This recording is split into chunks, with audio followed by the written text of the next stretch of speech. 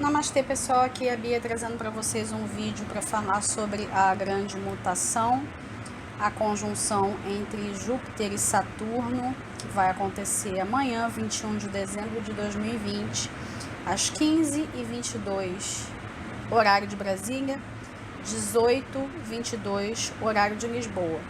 Eu havia postado um vídeo anterior, mas na pressa de produzir conteúdo e de colocar algo no ar, eu não reparei que eu havia colocado a hora errada. O que eu fiz? Eu tenho levantado os mapas para Greenwich, para falar de uma perspectiva mundial. Agora está correto. 21 de dezembro de 2020, Greenwich, 18h22. Eu havia colocado 15h22, o horário de Brasília. Peço mil desculpas. Eu sei que isso acontece nas melhores famílias, mas eu deveria ter prestado mais atenção. Vamos lá.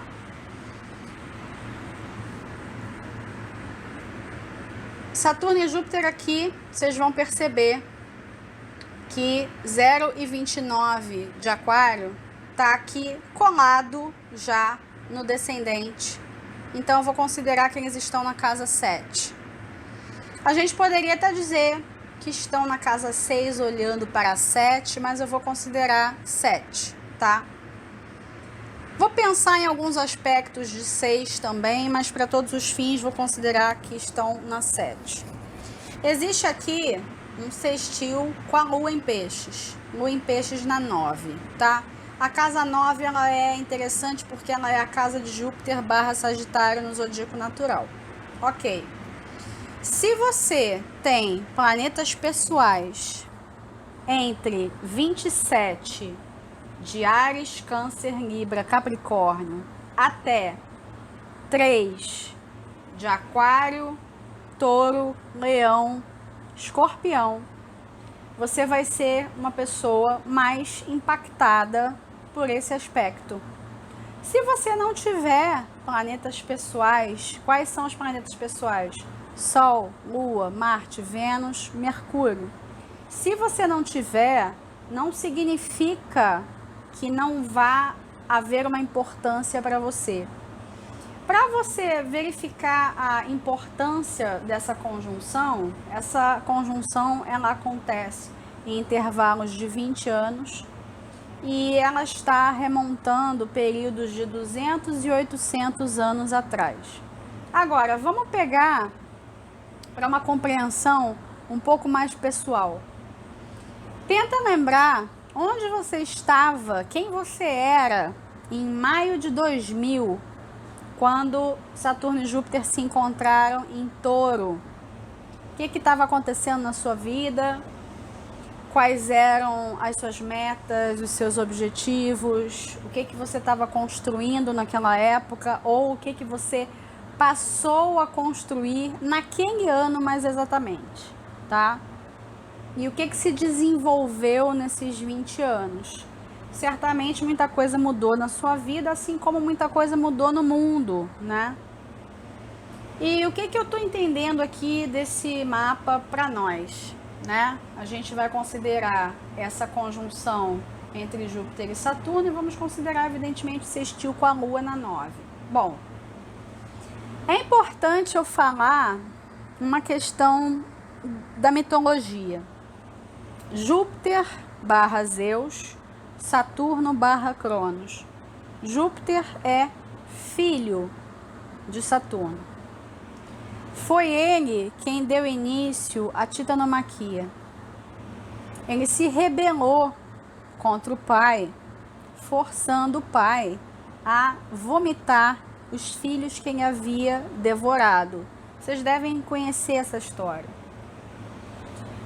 Uma conjunção, ela nunca é um aspecto tranquilinho, confortável, legalzinho. Tem um impacto, tem uma pujança, uma importância. E se tratando dos dois planetas pessoais do zodíaco, pai e filho, e dentro da história, né, havendo um quê de rebeldia, né, de disputa, de sair do paradigma e tal, é lógico que isso me leva a pensar que Júpiter em Aquário, ele vai sim pegar algumas cores rebeldes. Júpiter vai fazer um passeio em Peixes durante o ano que vem. Ele vai voltar para Aquário, mas ele vai dar uma passeadinha em Peixes. E ele em Peixes, ele vai ressaltar, né, as questões da 9, especialmente as ligadas à filosofia, religião e espiritualidade. Isso é um aceno, inclusive, né, até para a importância desse sextil aqui com a Lua. A Lua, ela é uma representante do povo dentro da astrologia mundial e, sob uma ótica pessoal, ela representa as nossas emoções, as nossas necessidades, aquilo que a gente tem que ter, mas não é um ter da matéria, é um ter voltado mais para os sentimentos.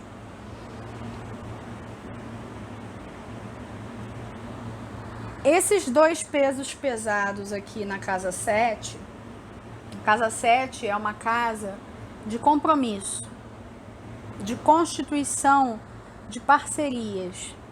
Então a gente pode pensar a respeito dos poderes, das entidades, das parcerias entre nações, entre autoridades e por aí afora. Sem dúvida, essa conjunção, ela aponta para o futuro. Tá em Aquário, certo?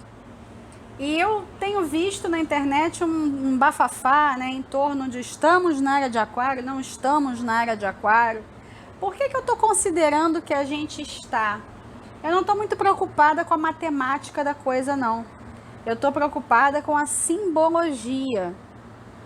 A gente já tem elementos de Aquário.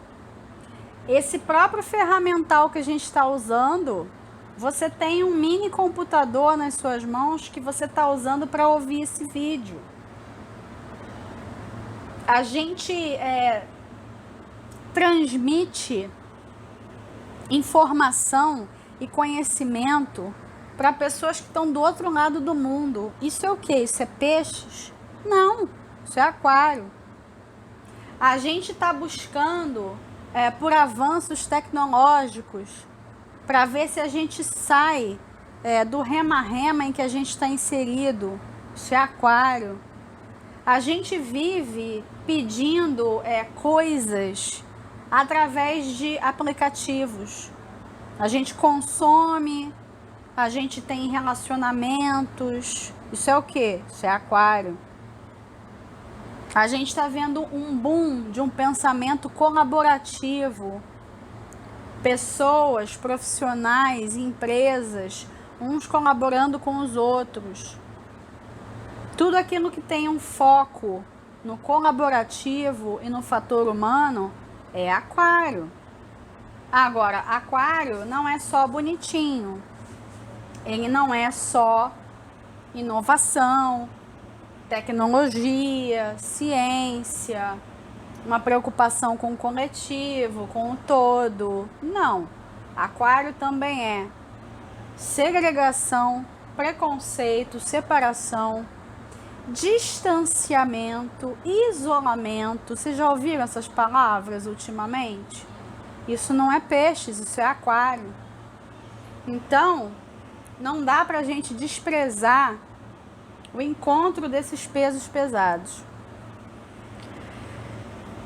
Eu estou considerando aqui que existe uma ênfase, vamos dizer, uma puxada, né? Como se estivesse puxando sardinha.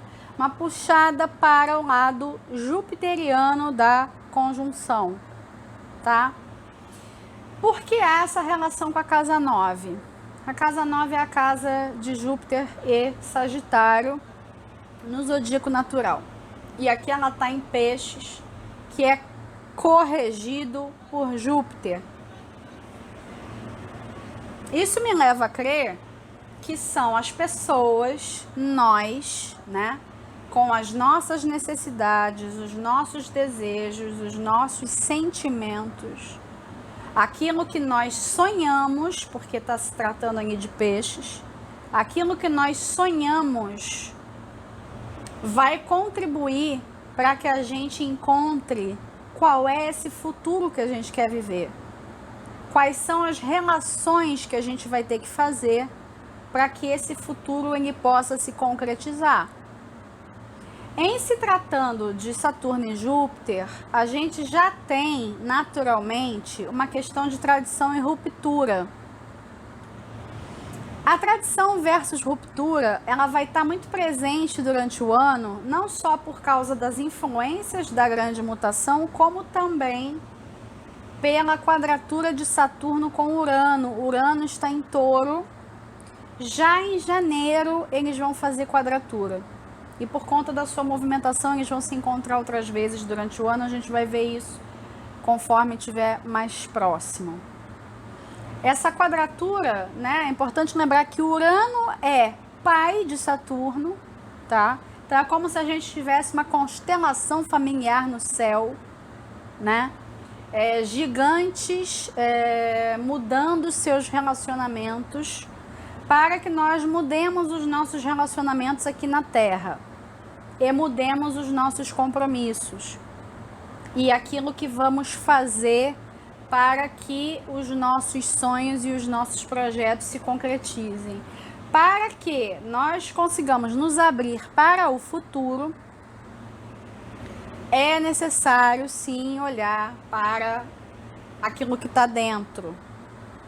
Eu não acredito que as pessoas elas vão ter dificuldade de reconhecer isso, de reconhecer o que elas querem.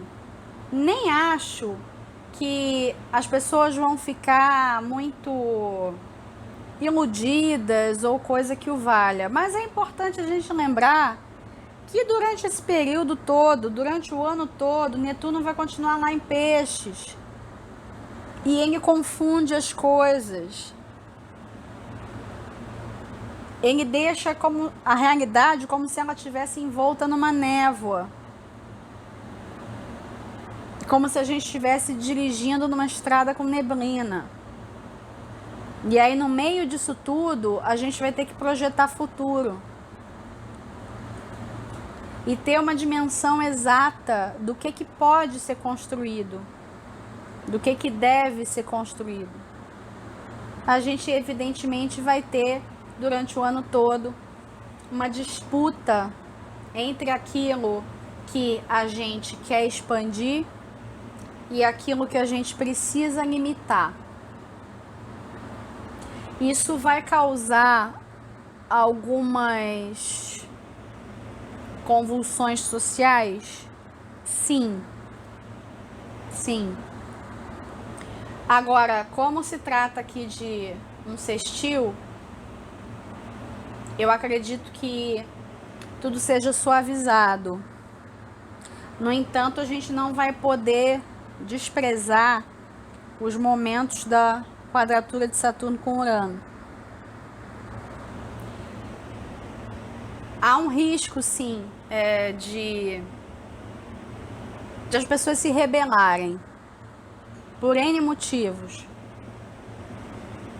Agora, tem um aceno aqui, nesse sextil, para que qualquer movimento que acolha novas ideias, né, novas reflexões, etc., venha para o favorecimento da maioria. A bem da verdade, essa configuração aqui, ela deixa claro que a gente vai precisar sim pensar no coletivo, não vai dar para pensar no próprio umbigo, mas a gente vai começar pensando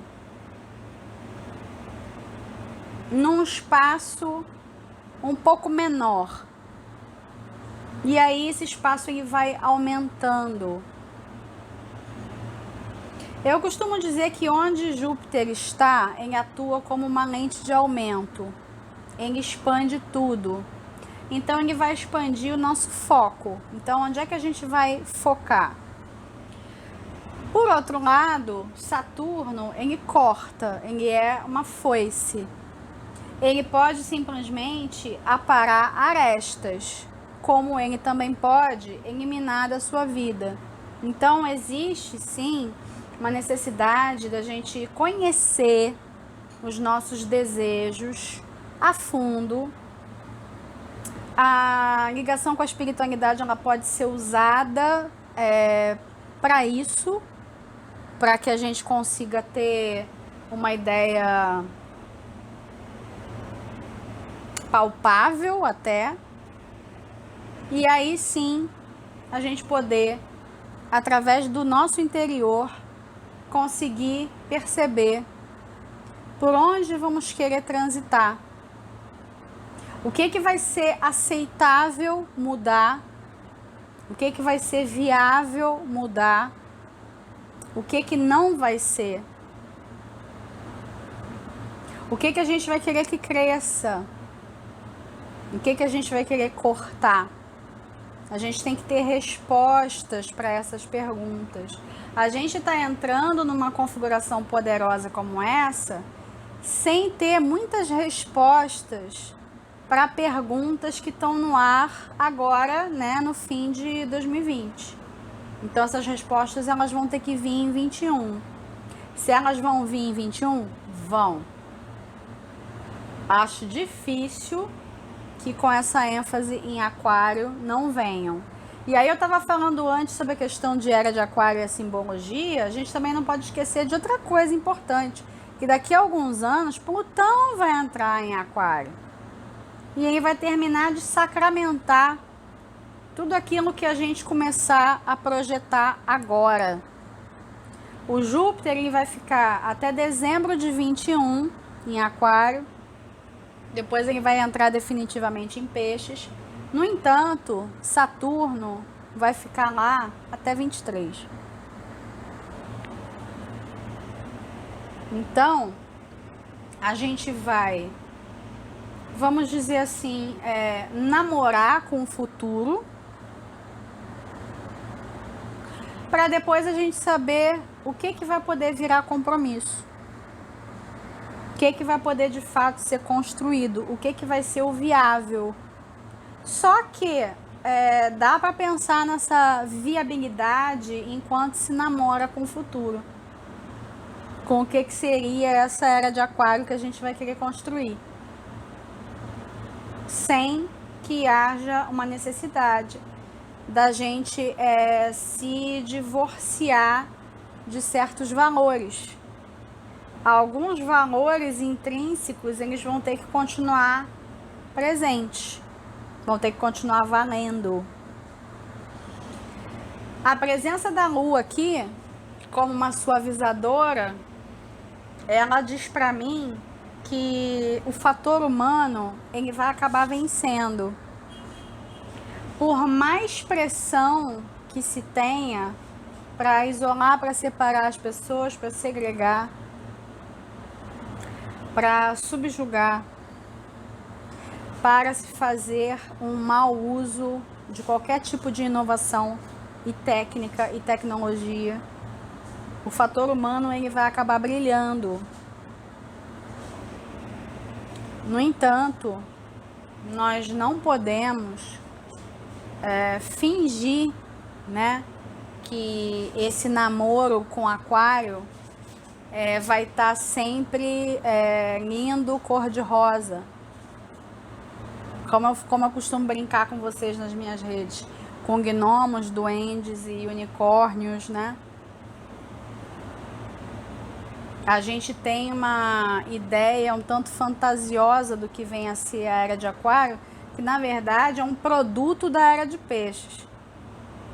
Foi a era de peixes quem produziu uma visão meio fantasiosa e riponga do que vem a ser a era de aquário.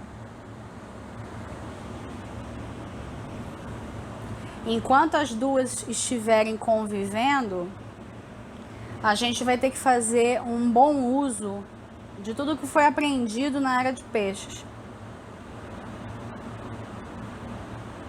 A gente vai ter que saber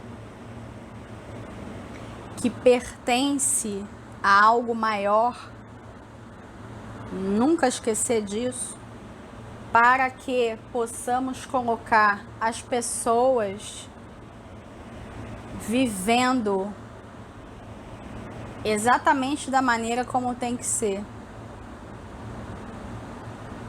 Vivendo ideais de liberdade, de igualdade, de fraternidade.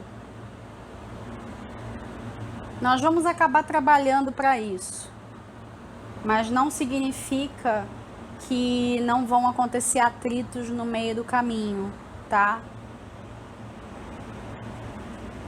A gente tem grandes possibilidades pela frente.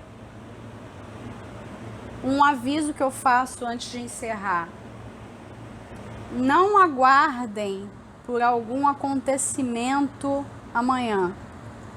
O evento é esse, é um evento no céu. Não à toa, né, está se trazendo à tona novamente a questão da estrela de Belém, né? Essa conjunção ela está sendo chamada de estrela de Belém. E a última vez que ela apareceu no céu com a pujança que ela vai aparecer amanhã foi há 800 anos. O quanto que a gente não evoluiu. E ainda falo mais, existe sim, evidentemente, um aceno para os ensinamentos do nosso grande avatar, o Mestre Jesus. Um símbolo da Era de Peixes. E um aceno desses, né, num momento, entre aspas, tão apocalíptico, né, cheio de revelações, ele não vem à toa. É um outro encerramento simbólico, né? Uma transição de uma era para outra. Será que nós de fato aprendemos as lições que ele veio nos deixar? Será que com essa mudança de energia a gente consegue colocar em prática?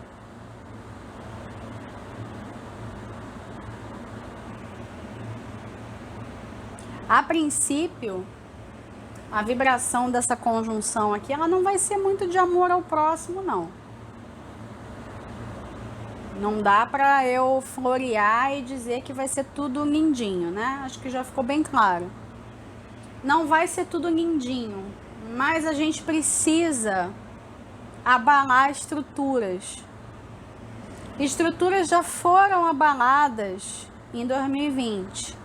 Na verdade, já foram abaladas desde o momento em que Plutão colocou os seus pés metafóricos em Capricórnio, em 2008. A coisa foi ficando mais intensa quando Saturno entrou em Capricórnio em 17, Júpiter em 19. A gente veio assistindo a vários castelos de cartas caindo. Agora tá na hora da gente saber o que a gente vai colocar no lugar desses castelos de cartas. E há sim uma necessidade de que sejam instituições literais ou simbólicas sólidas, mas com outro tipo de olhar. Um olhar para o futuro. Não se esqueçam, né, que Saturno está ali. Ele é um representante da ordem.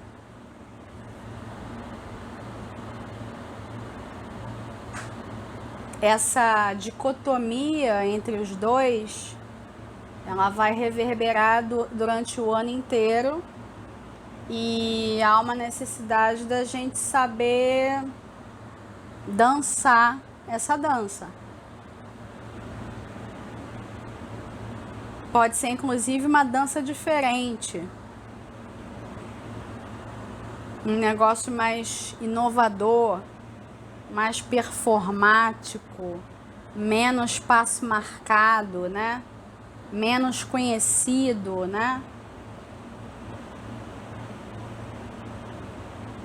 E onde essa conjunção acontece no seu mapa, né, na casa em que está 0 de aquário, você vai precisar saber dançar essa dança diferente. Eu vou ficando por aqui, eu agradeço a quem ficou até o final, curtiu, deixa o seu like, comenta, compartilha, não esquece de assinar o canal e ativar o sininho para receber as notificações.